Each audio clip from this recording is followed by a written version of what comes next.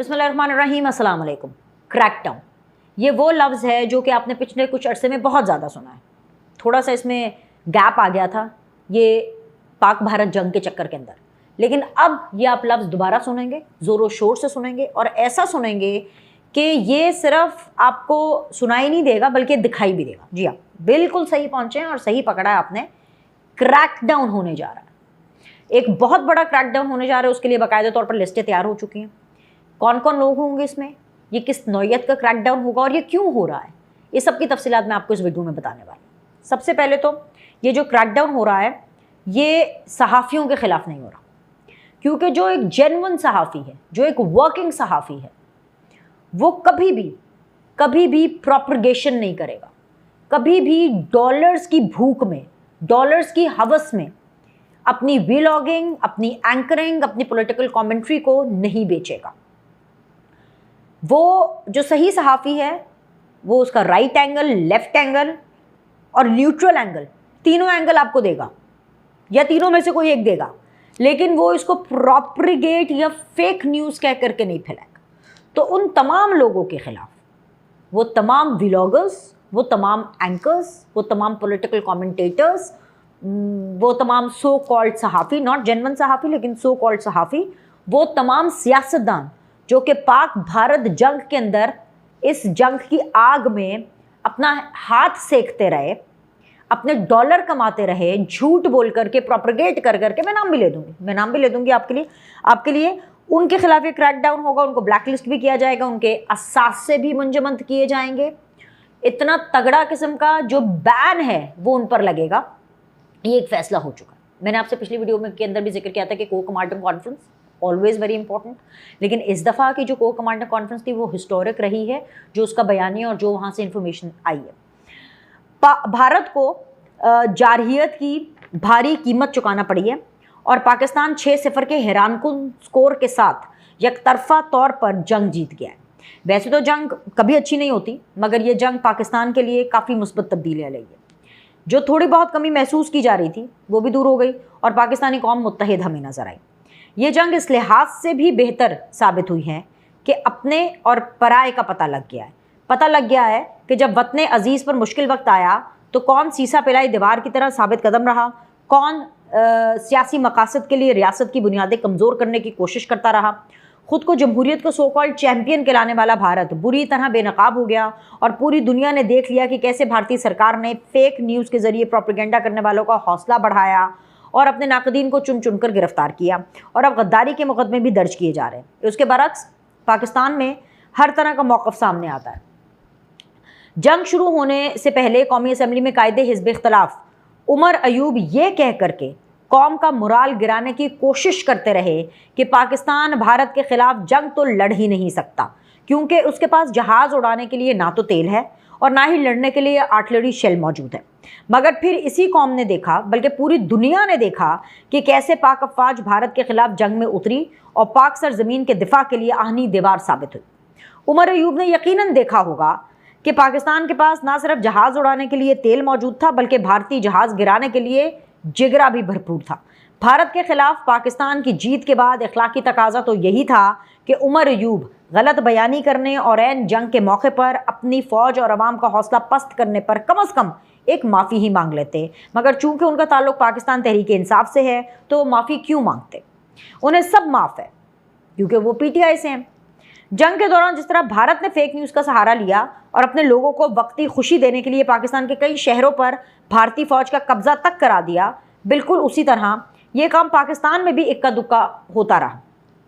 उन लोग का भी मैं आपको बताती हूँ, नाम लेकर के बताऊँगी, मुझे कोई डरी मारी नहीं हुई है, मैं बिल्कुल नाम लेकर के बताऊँगी। मैं नॉर्मली उन लोगों की चीज़ें इसलिए अपनी वीडियो के ऊपर नहीं करती, अपने व्लॉग पर नहीं करती कि मैं उनके बयानिए को आगे क्यों लेकर के जाऊँ, लेकिन मैं ये समझती हूँ कि it is high time now, it is high time कि हमें दोस्तों को, दुश्मनों को, अपनों को और परायों को पहचानना होगा। The war is over, the war is over.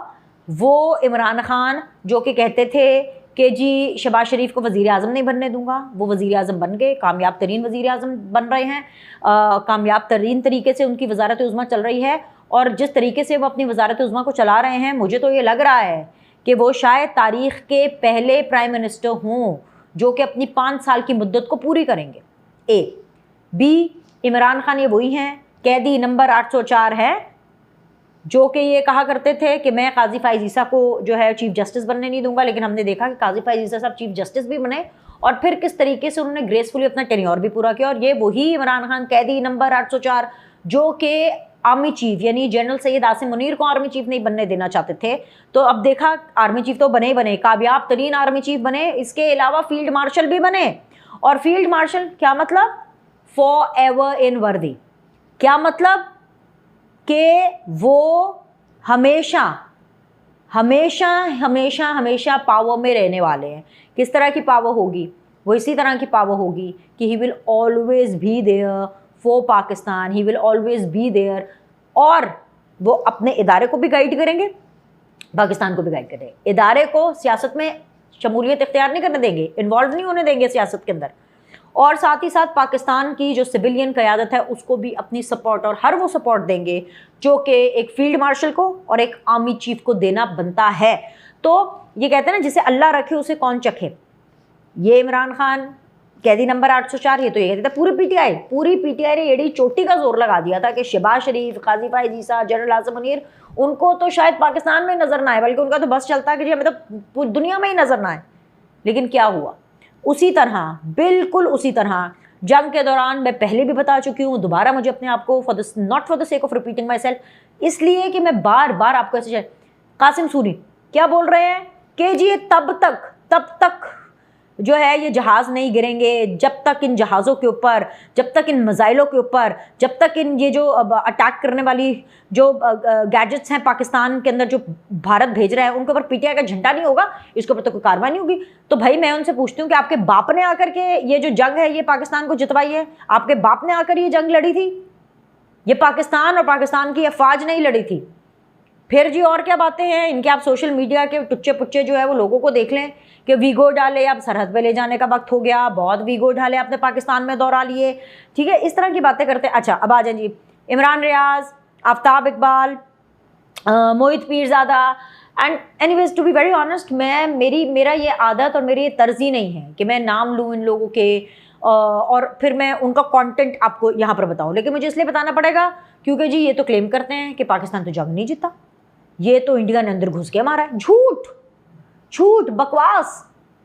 افسوس یہ ہوتا ہے کہ ان لوگوں کے خلاف کارروائی تب ہونی چاہیے تھی. ان کی سو کالڈ جرنلزم، ان کی سو کالڈ جو خبروں کے تبصرے ہیں وہ تب بند ہونے چاہیے تھے اور تب ان کے اوپر ایکشن ہونا چاہیے تھا جب یہ سارے ملک میں موجود تھے. ملک میں ہوتے نہیں، ملک سے باہر چلے جاتے ہیں، پھر اپنے ملک سے باہر جانے کو ایک اسٹرگل سٹوری بتاتے ہیں کہ جی کس طرح سے پوری دنیا ان کے پیچھے ہے، پاکستان کے سارے لوگ ان کے پیچھے ہیں اور کس طرح سے پتہ نہیں اپنی جان بچا کر کے آئے. کہ اصلیت بتائیں نا لوگوں کو کہ جھوٹے ہیں.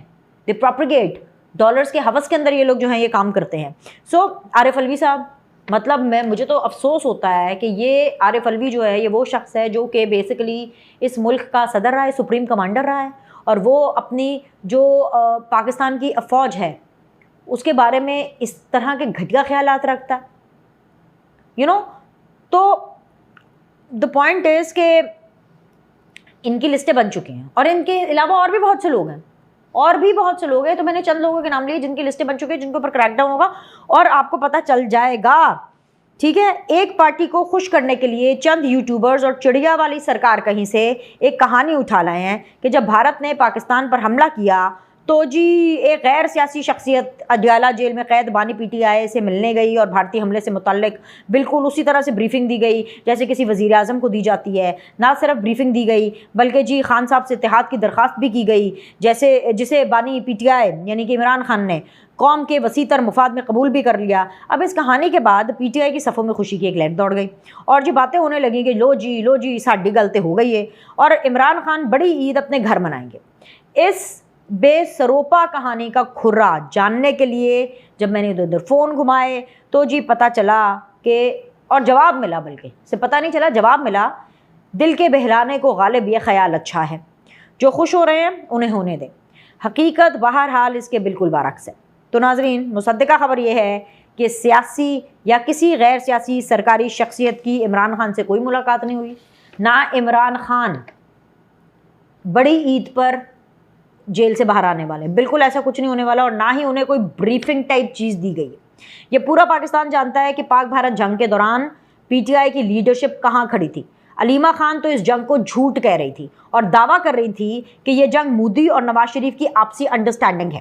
تحریک انصاف کے باہر بیٹھے لوگ تو فوج پر دباؤ ڈالتے رہے، جوابی حملے کے لیے اکساتے رہے اور پورے 3 دن تانوں کا بازار گرم رہا۔ فوج سے متعلق یہاں تک کہا گیا کہ جب تک بھارتی جہازوں پر تحریک انصاف کا جھنڈا نظر نہیں آئے گا تب تک انہیں گرایا نہیں جائے گا۔ جب پوری دنیا 6 اور 7 مئی کی درمیانی رات ہونے والی پاک بھارت فضائیہ کی ڈاگ فائٹ پر آرٹیکل لکھ رہی تھی، تب PTI کی لیڈرشپ یہ بیانیہ بنا رہی تھی کہ لکھ کر لے لیں مودی پاکستان پر حملہ ضرور کرے گا اور حکومت کہے گی کہ چپ کر کے بس تھپڑ کھا لو اور بس۔ جس شخص کو بطور وزیر اعظم بریفنگ کی افواہیں اڑائی جا رہی ہیں، اسی عمران خان کی اپنی بہن دوران جنگ یہ دعویٰ کرتی رہی کہ جی راولپنڈی تک بھارتی ڈرونز مودی کے ساتھ معاہدے کے بغیر پہنچ ہی نہیں سکتے۔ تو ناظرین، ایسی پارٹی یا ایسے لوگ جنہوں نے بھارت کے ساتھ جنگ کے دوران آپ کا مذاق اڑایا ہو، آپ کو تانے دیے ہوں، اپنی فوج کا مورال کم کیا ہو اور افواج کے خلاف مخالف ان کے جو ہے وہ پروپیگنڈا کیا ہو، اس کے ساتھ مذاکرات یا کسی قسم کی بریفنگ کی بات کرنے والا شخص ایک دیوانہ ہی ہو سکتا ہے، کم از کم صحافی تو بالکل نہیں ہو سکتا۔ اسی طرح یہ بھی ایک مصدقہ خبر ہے جو کہ میں آپ کو دے رہی ہوں کہ ایک تو وہ بہت پہلے آپشن تھا نا جو کہ DGI اسپیئر نے خود آ کے کہا تھا بہت ارلی 9 مئی کے بعد جو پریس کانفرنس ہوئی تھی کہ بھئی آپ 9 مئی کے اوپر معافی مانگے، پھر ہم آگے بڑھتے ہیں، پھر ہم اس بارے میں بات کرتے ہیں۔ اب وہ معافی کا آپشن بھی چلا گیا کیونکہ جو بھارت نہیں کر سکا وہ PTI نے کیا، حالانکہ وہ بھی کوئی خاص نقصان نہیں پہنچا سکے۔ PTI کھڑی نہیں ہوئی ہول ہارٹیڈلی، انکنڈیشنلی پاکستان اور پاکستان کی فوج کے ساتھ، انہوں نے اپنے ہاتھ سے کہ اپنی ٹچی سیاست کو چمکانے کی کوشش کی، لیکن ان ٹرن کیا، جب انہوں نے اپنی 1.5 انچ کی مسجد بنانے کی کوشش کی تو کیا وہ پاکستان کو جیت سے روک پائے؟ بالکل نہیں روک پائے۔ پاکستان جیتا، پاکستان سرخرو ہوا۔ کیا وہ وزارت عظمیٰ شہباز شریف کی اس کو نقصان پہنچا پائے؟ بالکل نہیں نقصان پہنچا پائے، بلکہ وزارت عظمیٰ مزید مضبوط ہوئی۔ کیا وہ جنرل عاصم منیر صاحب کو نقصان پہنچا سکے، ان کی ساکھ کو نقصان پہنچا سکے، لگاتار ان کے خلاف جو ہے پروپیگیٹ کرتے جا رہے جب سے وہ آرمی چیف بنے، تو کیا وہ ان کی ترقی کو روک سکے؟ نہیں روک سکے، وہ اس وقت فیلڈ مارشل۔ کہنے کا مطلب یہ ہے کہ بڑی مصدقہ بات، مصدقہ اطلاع یہ ہے کہ PTI is over done and dusted. یہ اپنا قبلہ درست کرے اور پاکستان کی جو نیشنل سیاست ہے اس کے اندر ایک اچھی اور پازیٹیو کنٹریبیوشن ڈالے۔ اگر نہیں بھی ڈالیں گے، اگر نہیں کرنا چاہتے تو پاکستان ان کے بغیر چل پڑا ہے، صرف چل نہیں پڑا بلکہ دوڑ رہا ہے اور یہ آگے دوڑتا ہی چلا جائے گا۔ ایک دفعہ پھر سے پاکستان ہمیشہ زندہ باد، پاکستان ہمیشہ پائندہ باد۔ آپ سے اگلی ویڈیو میں ملاقات کرتے ہیں۔